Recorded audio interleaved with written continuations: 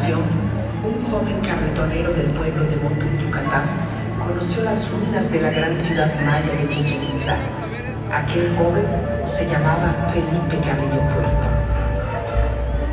Tan Shima de Covejiro visitas. Andado por este camino visitas, trabajando como ustedes trabajan para ganarme sustento. Un vigilante de estas ruinas me dijo: ¿por qué no vienes unos instantes a Chichén para que veas las grandes obras hechas por los grandes hombres antiguos? Abandoné mis carros en el pueblo por unas horas y llegué a las ruinas. No puedo expresarles lo que sucedió en mi corazón. Pasé 4 días llorando en este lugar y en muchos otros. Y sentí el alma llena de una enorme amargura. Y fue entonces cuando me pregunté: ¿hasta qué tiempo esas obras podrán ser conocidas por todos? ¿Y qué tiempo más pasarán ignoradas para la mayoría las obras de esos hombres antiguos?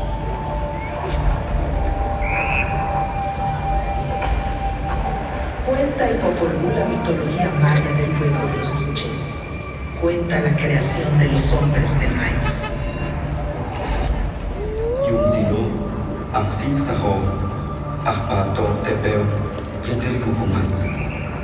Los progenitores, los creadores y formadores Tepeo y Kukumatsu hicieron a los hombres de tierra, de lodo, hicieron la carne del hombre, pero vieron que no estaba bien, porque se deshacía, estaba blando, no tenía movimiento, no tenía fuerza, se caía, no movía la cabeza, no podía ver hacia atrás. Al principio hablaba, pero no tenía entendimiento.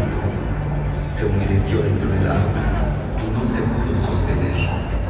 Entonces los creadores, los formadores, desbarataron y deshicieron su obra, y enseguida dijeron: hay que reunirse y encontrar los medios para que el hombre que formemos, el hombre que vamos a crear, nos sostenga y alimente, nos invoque y se acuerde de nosotros. A continuación vino la adivinación, la echada de la suerte con el maíz y el cité, y fueron hechos los muñecos labrados de madera. Se parecían al hombre y hablaban como el hombre, poblaron la superficie de la tierra, existieron y se multiplicaron. Tuvieron hijas, tuvieron hijos los muñecos de palo, pero no tenían alma ni entendimiento.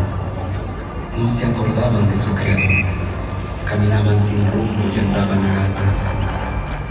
Sus piedras de moler, sus vajillas de barro, sus ollas, sus perros, sus pavos, todos hablaron, todos, tantos cuantos había, manifestaron.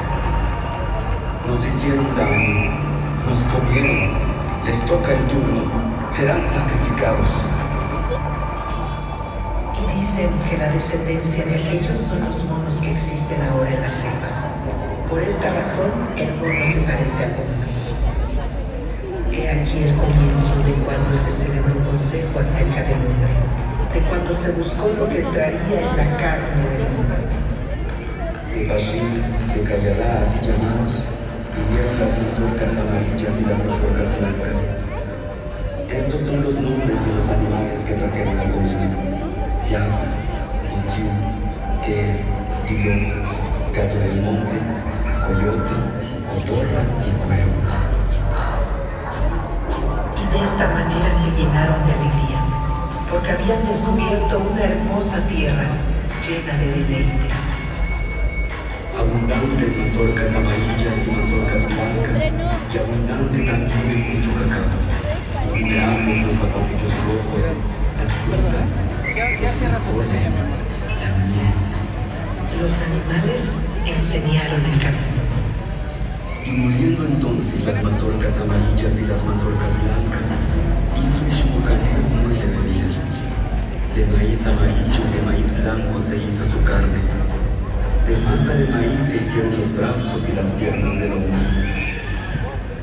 Únicamente masa de maíz entró en la carne de nuestros padres, los 4 hombres que fueron creados. Estos hicieron los progenitores de y como más así llamados. Entonces tuvieron asumieron apariencia humana y hombres fueron. Hablaron, dijeron, vieron, oyeron, anduvieron. Hombres buenos, hermosos, rostros de varones. La memoria fue, existió. Entonces existieron también sus esposas, vivieron sus mujeres. Los dioses celebraron consejo. Así, durante su sueño, los cuatro recibieron mujeres verdaderamente bellas. Cuando se despertaron, sus mujeres existieron. Sus corazones se regocijaron al instante a causa de sus esposas. Así fueron creados nuestros abuelos, nuestros padres, por el corazón del cielo, por el corazón de la tierra.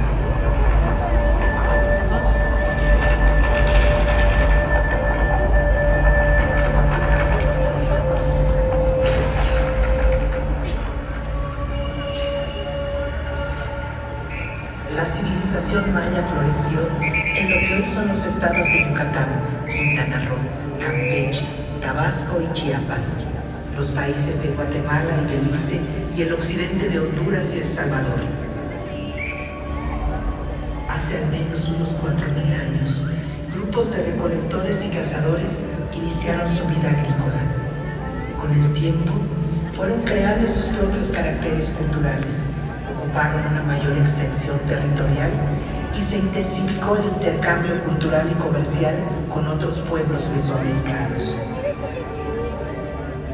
Los antiguos mayas construyeron decenas de ciudades-estado con imponentes centros ceremoniales como Palenque, Uxmal, Yaxchilán, Chichén Itzá, Tikal, Calakmul, Toniná o Bonampak.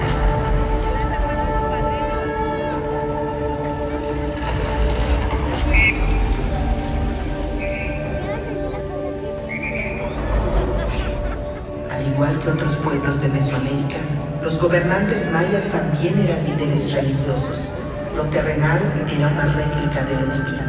El soberano era el intermediario entre el dios patrono y la colectividad, por lo que era tenido por sobrehumano. La mayoría de la población se dedicaba a la siembra de maíz, frijol, calabaza, chile, tomate y cacao. El tributo que entregaban alimentó a la clase indigente y a los constructores y escultores de los recintos ceremoniales, artesanos, pintores y escritores de los códices, quienes crearon un arte esplendoroso.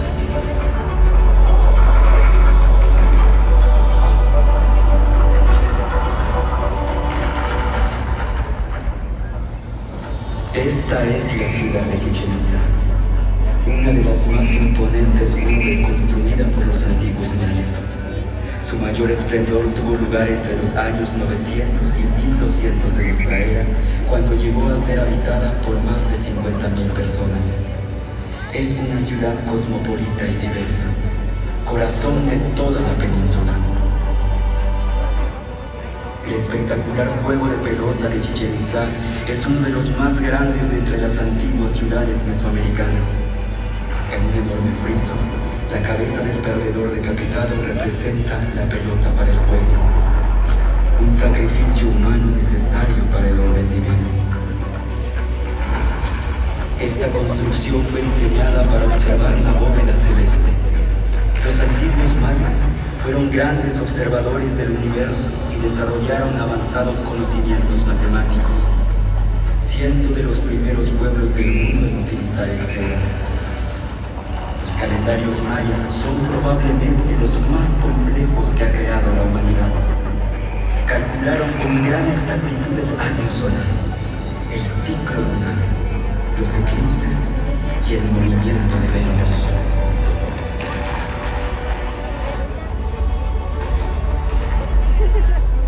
Entre las deidades más veneradas por los mayas está Chak, el dios del agua y de la lluvia, y quien le abre camino, Cuculcán, la serpiente emplumada, también conocido como Quetzalcóatl, Cucumatz o Cosam.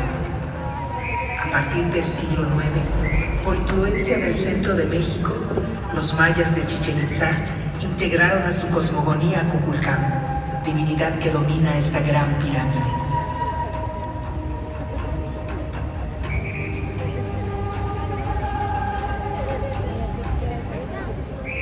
En su interior existe un pasadizo que lleva a 2 bóvedas, donde fue encontrado una representación del jaguar, animal sagrado maya, y la escultura conocida como chacmol, un mobiliario ritual que su uso y significado sigue siendo un gran misterio.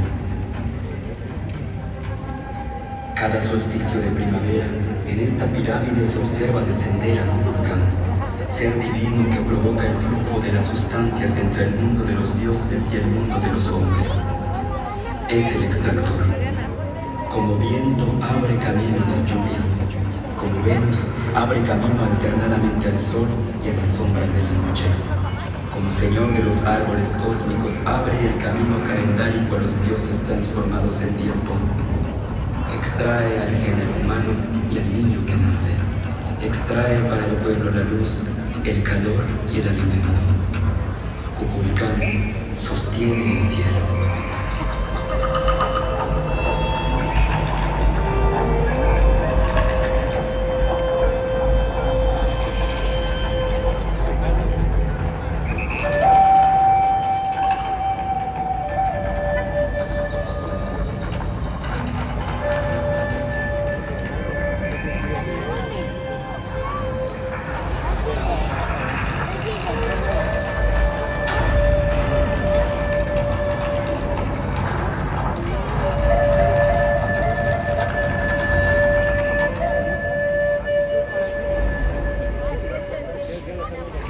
En su afán de imponer una nueva religión, los conquistadores españoles destruyeron decenas de códices mayas. Hoy solo conocemos 3 y algunos escritos posteriores a la conquista. Los Chilambala cuentan las alianzas, guerras y migraciones de los pueblos de la península de Yucatán, así como las profecías de un tiempo que consideraban cíclico. Narran la historia de los Itzáes, brujos del agua, constructores de Chichén Itzá. También cuentan la llegada de los españoles. Será el comenzar de los ahorcamientos, el estallar del fuego en el extremo de los brazos de los blancos, cuando caiga sobre la generación de los hermanos menores el rigor de la pelea, el rigor del tributo, cuando les venga la gran entrada del cristianismo, cuando comience el mucho trabajar en los pueblos y la miseria se establezca en la tierra, cuando se extienda por toda la tierra la palabra del Dios de los cielos, solo de pecado hablará, solo de pecado será su enseñanza, inhumanos serán sus soldados, crueles sus mastines bravos. Ay, entristezcámonos porque llegaron. Ay del Itzá, brujo del agua, que sus dioses no valdrán jamás.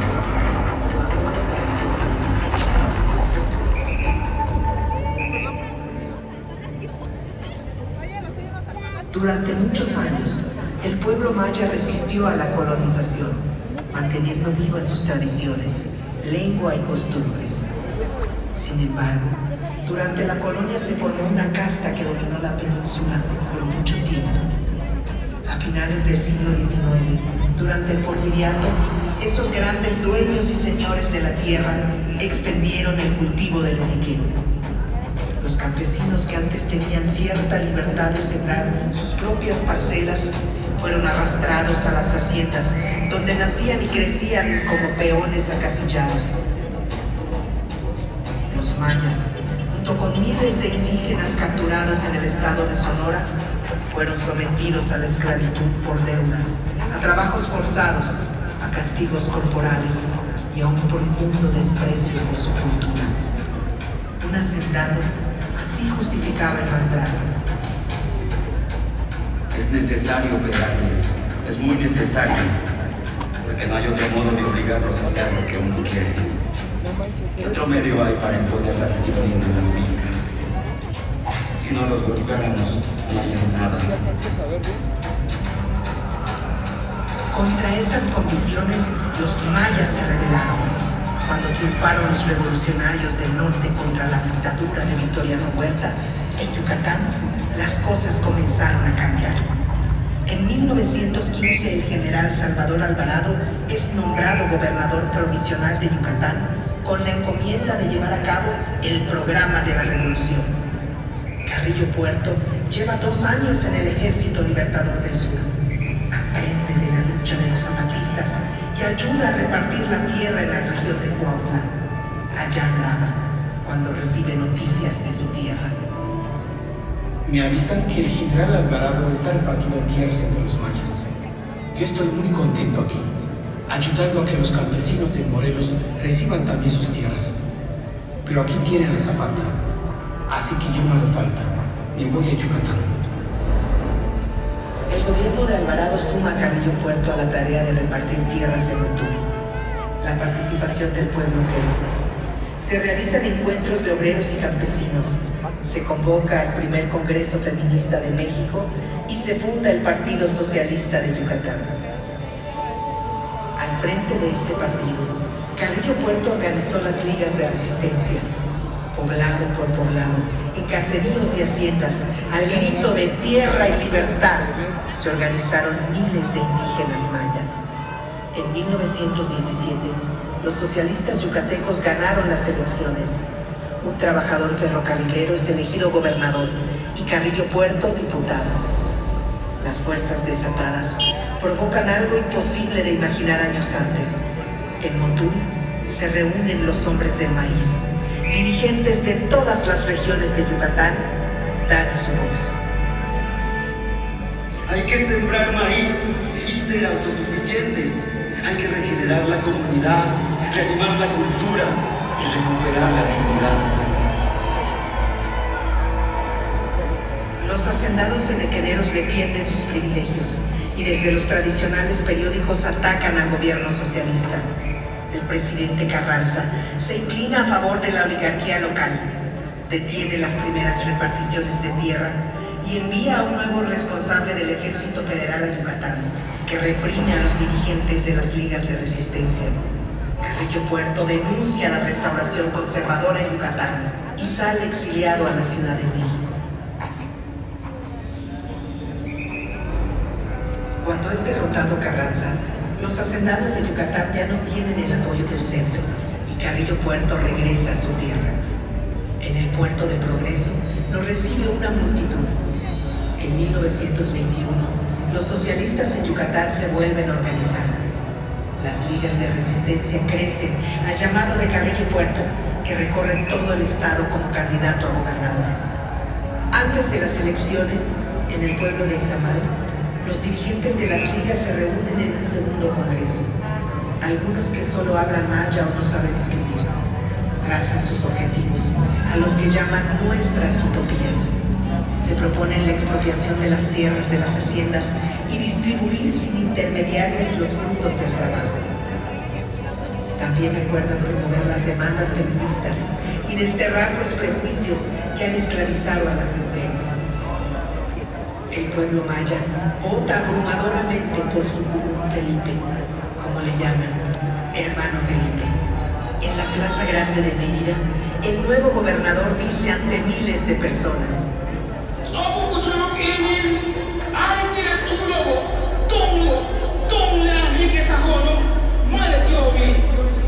ha llegado el momento de decirle a los señores que somos nosotros los constructores y no ellos. Hay que decirles que sin los trabajadores no existiría esta catedral suntuosa, que sin los trabajadores no existiría este palacio, que sin los trabajadores no existirían los ferrocarriles. Compañeros, la tierra es de ustedes, que han nacido aquí, que aquí han crecido, que aquí han gastado su vida encorvados en el campo, cortado pencas para el amo que se apoderó de la tierra. En los 2 años que duró el gobierno de Carrillo Puerto, la justicia se abrió paso. 80,000 familias mayas reciben sus parcelas en tierra común. Todos los jueves va el gobernador a los pueblos a firmar la restitución de las tierras a sus dueños originarios. Los peones se mudan de las grandes propiedades donde vivían y construyen sus hogares en los pueblos. Carrillo Puerto abre escuelas, funda la Universidad del Sureste, inaugura carreteras e inicia los trabajos de restauración de Chichén Itzá. Y no se detiene. Promueve el idioma maya, que se enseña en las nuevas escuelas. Reparte miles de libros en las comunidades, entre estos el Popol Vuh y el Chilambada. Quiere animar la cultura en todos los pueblos y las ligas son el espacio comunitario para la organización. Por esos días, Carrillo Puerto escribe: Cada liga tiene una banda o orquesta, ya que nuestra gente es demasiado triste y tiene que aprender a cantar y bailar no solo sus bellas canciones, sino también otras danzas más alegres y tonadas más libres. Ellos han sido esclavos por tanto tiempo que han olvidado cómo jugar. Los esclavos no juegan, y las personas que juegan no son esclavos. El futuro de Yucatán pertenece a los mayas. Pero la rebelión de Adolfo de la Huerta contra Obregón y Plutarco Elías Calles da el pretexto para que los asentados de Yucatán promuevan un golpe de Estado contra Carrillo Puerto. Los viejos dueños de Yucatán, la casta acostumbrada a mandar, no tolera el gobierno del pueblo. Los militares al servicio de los hacendados toman Mérida. Carrillo Puerto, con sus colaboradores más cercanos, viaja a Motul, mientras los golpistas los persiguen. En la estación del tren de su pueblo los reciben miles. El pueblo no está armado y Carrillo Puerto quiere evitar una masacre. Entonces, pide a la gente que regrese a sus casas. En su escape busca el mar para embarcarse, pero es capturado y sometido a un juicio sumario.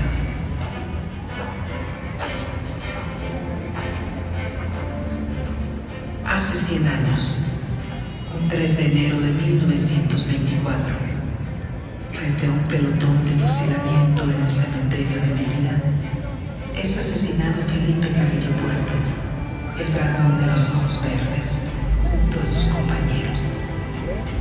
Hasta hoy se canta en su memoria en muchos rincones de Yucatán.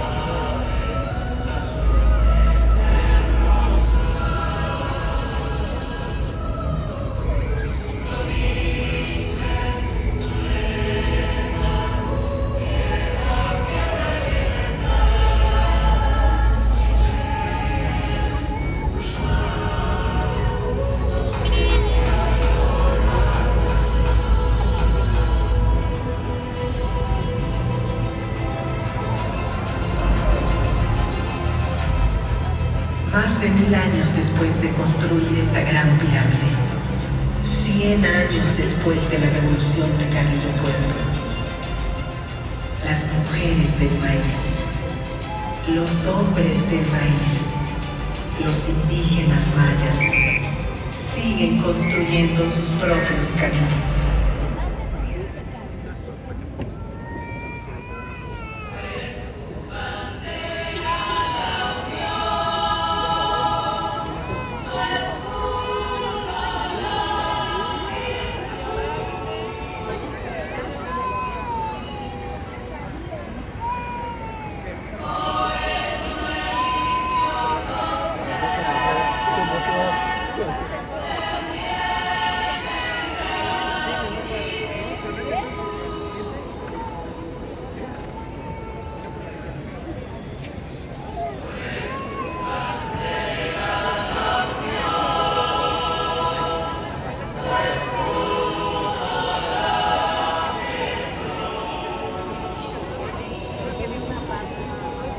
ahí.